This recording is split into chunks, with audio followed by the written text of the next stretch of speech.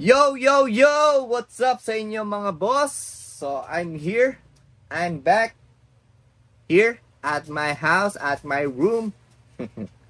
So, yun mga boss, no? Nagbabalik tayo. Alright. So, ayun. Sana napanood nyo yung last vlog ko, no? Yung may title na Day 1 and 2 sa Cebu. No? Sobrang haba nun, medyo naparami yung hindi ko na nahati mga boss, hindi ko na nahati siya. So pinagdugtong ko na lang yung day 1 tsaka day 2. Kasi pagka hinati ko siya, may part lang na maikli yung nakuhaan ko. Kasi nga may mga time na hindi talaga pwede magdala ng cellphone dahil yun nga mababasa or what. Basta ganun. So yun, ito yung nangyari nung last day namin sa Cebu, no. Panoorin nyo na lang ng buo. Day 4 namin yon sa Cebu. Day 4. Yun na yung time na uwian na. 'Di ba? So, eto, pakita ko sa inyo mga boss. So, ayan. Ito na yung ating day 4. Roll BTR. So, yun mga boss. Nakabihis na tayo. Alright. So, ito na, ang oras natin is 10:30 AM. So, 11 AM yung check out namin dito sa room, sa condo. Ayun, bali, maghanap muna kami ng kakainan para ngayon lunch namin. Tapos, ayun, tambay mode. Sobrang haba nang hihintay namin sa airport. Mga 12 hours. Kasi, 11 PM pa yung flight namin. Grabe, sobra. Yung kasi yung pinakamura nung nag-book yung partner ko. Bali, yung mga mas maaga doon, napakamahal na. Nasa almost 14,000, 10,000. Sobrang mahal. Grabe. Kaya, syempre, pinili namin yung mas mura para naman afford namin. Diba? Tapos, may share nga lang pala ako sa inyo. Meron pa bang masasakit sa ganito? Eto, tingnan. Ayan, oh. Yung sa unang vlog ko, putang ganda ng sapatos ko eh. Aso ngayon, putik ang dumi. Mga boss. Actually, pinunasan ko na nga lang yun eh. Ayan, oh. Kung mapapansin nyo, medyo yellowish na siya. Dahil kumain ako ng banana cue kahapon. Tapos parang tumulo yung asukal. And then tumama sa sintas po. Ayan. Kawawa naman yung shoes ko. Sakit. Sakit lang, share ko lang. Yan, bago tayo umalis, pakita ko muna sa inyo yung mga gamit dito sa etong condo. Papakita ko sa inyo ng buo kung gaano kalupit. Tara, let's go. Alright, room 718. Ito na kayo smart lock na. So, meron tayo pituan. Meron tayo hand soap. Toothbrush, toothpaste, shower, kubeta, tissue, prep, washing, kamang magulo, TV, salamin, aircon, peking halaman, peking bulaklak, tissue ulit, freezer na walang laman, rep na walang laman, tubig lang, basurahan, rice cooker, baso, plato, mga panlinis, microwave. Lahat ng yan, di namin nagamit. Gago! Pahabol, alcohol, libreng kape. So back here again mga boss. Mamamalibos tayo dito.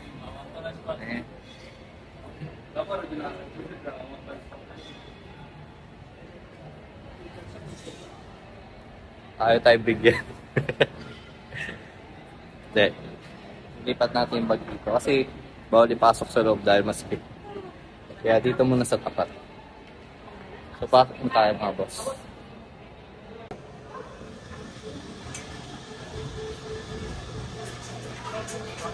We are here at coffee shop with Madam Glenn. Saan ba? Tanong mo kami kung ano gusto namin. Ang umuwi na. Ang Pagod makauwi na. Hindi, kahit ano. Okay lang. Ano ikaw? Ano gusto mo dito ikaw? Sa akin ng panlibre. Wala na nga. Boss ko na eh. Hindi, kahit ano. Chocolate na lang. Kahit ano yung ano sa Yung pinakamura. Starts at 120 ulit. Ice coffee na lang. So order muna sila ng coffee namin kasi anong oras pa lang? 12.90. 12:19 pa lang si Jasmine, 6 PM siya, kami 11 PM. So, konti na lang. So, 6 hours na nangantayin niya kami. Ano pa? Halos, grabe, sobrang tagal pa. Almost 12 hours pa. Ay, talaga. Siyempre, doon kasi tayo sa pinakamura na bit eh. Rebook kasi to mga boss. Di ba nga sabi ko sa unang vlog ko, ano, hanggang 19 talaga dapat kami. Yun nga lang. Yun nga. Tulad niya si Jasmine, si Harbs hindi nakasama. Si Jasmine, maaga rin uuwi. Dapat kasama namin sila hanggang 19 sa Dumaguete. At saka Tanhay. Ikaw napili sa ice coffee. Oh, any ice coffee. Yung hindi mapait ah. So yun. Hindi na rin kami nag-book ng hotel kasi yung etong last hotel namin yung sa Amani Hotel. Binook lang siya online, so wala kang makakausap na tao, as in online lang talaga. Tapos bawal extension. Hindi siya tulad ng like Sogo Hotel, mga ganon, na pwede na siya extend ng 3 hours, mga ganon. Kaya ngayon, nasa airport na kami. Mapapagastos kami kung mag-book pa kami ulit ng another hotel, no? Another condo. So, mas pinili na lang namin tumambay. Yun nga lang, sobrang tagal. Pag uwi talaga nito, mga boss, promise, sobrang pagod talaga to. Malamang to, ang arrival namin siguro, I think kasi less 1 hour lang siya.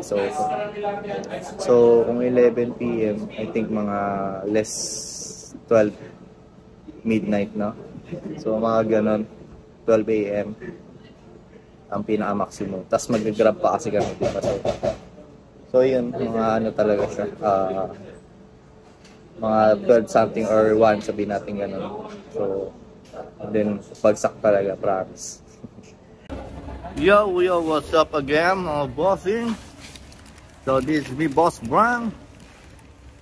Yeah. So, papansin nyo, dalawa na lang kami ng babe ko, no? My partner. While eating Mr. Chips. Napakasarap na Mr. Chips. Diba? Ayun, no?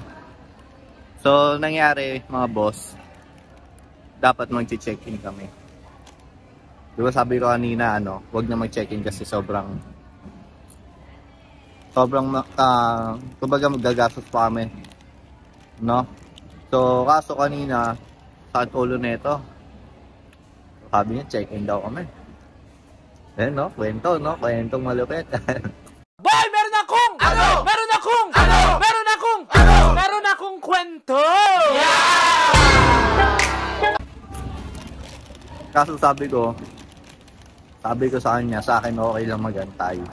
So, napao na rin siya. Wala siya nagawa. Ngayon naman, nung papasok namin, kaya pala pinipigilan kami mag-check-in, no? Ng hotel guys, mga boss. Hotel yung check-in namin dapat. Kaso, may humadlang. Diba? Ang daming hadlang. Bago pa talaga kami umalis, ang daming hadlang. Siguro sa next vlog na lang natin pag-usapan nyo kung ano ba yung mga hadlang na nangyari, no? Bukod dun sa mga kasama namin na hindi na natuloy, no? So nangyari, kailangan namin mag-add ng baggage, mga boss. Isang baggage. Kasi nga, nadagdagan kasi yung timbang niya dahil nga yung mga pasalubong, no? Sana all, may pasalubong. Dahil kaunti lang naman nadagdag, pero kumbaga dito kasi sa province, based sa experience din namin, mas mahigpit talaga dito sa probinsya. Kahit saan, mas mahigpit siya. So, bago kayo pumasok talaga sa loob, titimbangin talaga yung yung dala nyo. So, ang dala kasi namin, 2 maleta, isang laptop, tapos yung mga excess, yung mga sobra na pasalubong, ito yun. So, ayun nangyari. Buti na lang Actually, mahal na siya eh.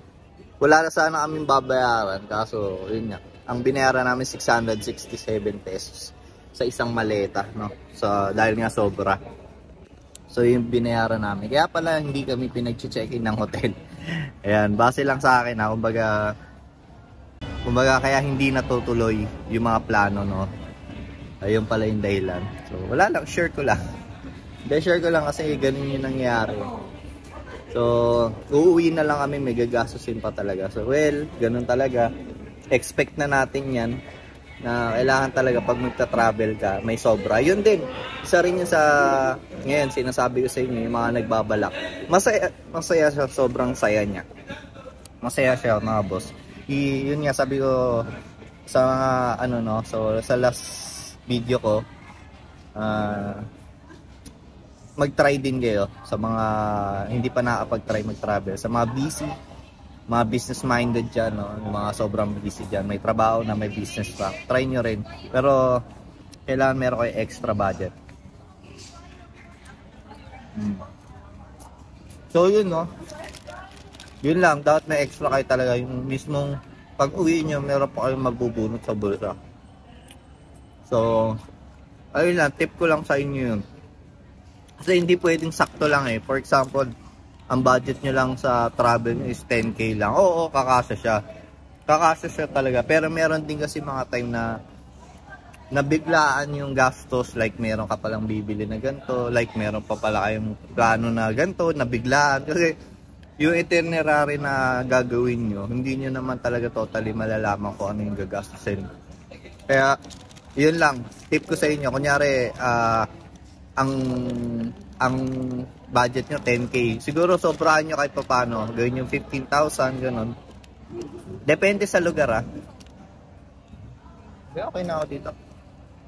Mas masarap umupo dito kaysa doon sa upuan kasi may upuan doon kaunti lang, tapos dito lang, chill lang kami, nasa clinic.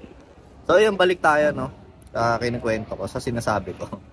So sobrahan nyo para hindi kayo hindi kayo masyado ma-pressured or ma-stress sa iisipin nyo, no? Kasi syempre pangit naman kung magkakaroon tayo ng utang. Pero hindi na maiwasan talaga yun. So ayun lang yung ma-share ko sa inyo, sa mga boss ko dyan na nanonood sa akin, no? Tamang kwentuhan lang. Mamaya hindi natin mamalaya na malapit na pala yung onboarding natin ulit. Pauwi. Hindi, pag uwi, paglapag, malamang syempre mag-grab na naman or taxi, depende. Ayun, kasi babiyahe ka pa ulit. Pauwi. Going to San Juan. So doon po tayo. And ayun, yun lang mga boss. Hindi ko alam kung may mabibideo pa ako mamaya, no? Kasi uwian na rin, so sobrang pagod na. Ayun, kaya not sure. Pero at least yung meron tayo na nakuha ang clip ngayong araw na to, no? Kahit na pauwi na tayo. Ayan. So, ayun lang mga boss. Sa mga kakilala ko dyan, shoutout sa inyo, no? Ayun, no? Baka naman, travel naman tayo next year, no? So, ayun, sana makapag-travel pa ulit kami next year kasi meron kaming plano eh. May mga plano, lalo na malapit na yung house namin. So, tsaka ko na siya iba-vlog ulit, no? Kapag bibigyan ko kayo sasama ko kayo sa journey ko, sa journey namin ng partner ko. So, kasama na kayo sa amin, mga boss. Kaya, ayun lang. share ko lang din kung ano yung nangyari sa akin. So, sana supportahan nyo ako mga boss. Mag-comment kayo sa comment section dito sa baba. No? Mag-comment kayo dyan guys kung wala lang, kahit anong sabihin nyo. Gusto nyo, gagawin nyo ako. Okay lang sa akin. Hindi, yun. Kumbaga, ayun, mag-share lang din kayo kung ano yung experience nyo din sa travel, yung mga nakapag-travel na. So baka meron ako hindi nasabi na pwede natin ma-share para at least kapag nagpunta yung mga boss natin sa comment section, no, mababasa nila kung ano yung mga ideas natin na sinishare sa kanila. So, ayun lang. Wala lang, share ko lang talaga. Ang sarap talaga ang Mr. Chips. Mr. Chips, pahingi pa, marami. So, yun lang. So, sana mapabilis ang oras. Kahit ngayon lang. Nang makauwi na kami. Sobrang nakakapagod talaga. Pero sobrang enjoy naman din. So, shoutout din sa mga nakasama namin, no, sa travel. Ayun, sobrang solid. Mga bagong kaibigan. Hindi, sa mga bagong kaibigan, no, maraming salamat sa inyo sa pag-welcome nyo sa amin ni Ma'am Zin from Manila to Cebu. Yan. Kahit pa paano na-experience namin yung mag-Cebuano. Diba? Ayun, ang sarap lang sa feeling na kakaroon ko ng mga bagong kaibigan. Hindi lang doon sa lugar namin, no. Meron ka pa talaga makikilala. So, yun, no. So, sige guys. Medyo mahaba-haba to. Wala na akong masabi. Mamaya ulit. Kita-kits tayo ulit, mga boss. Salamat sa inyo.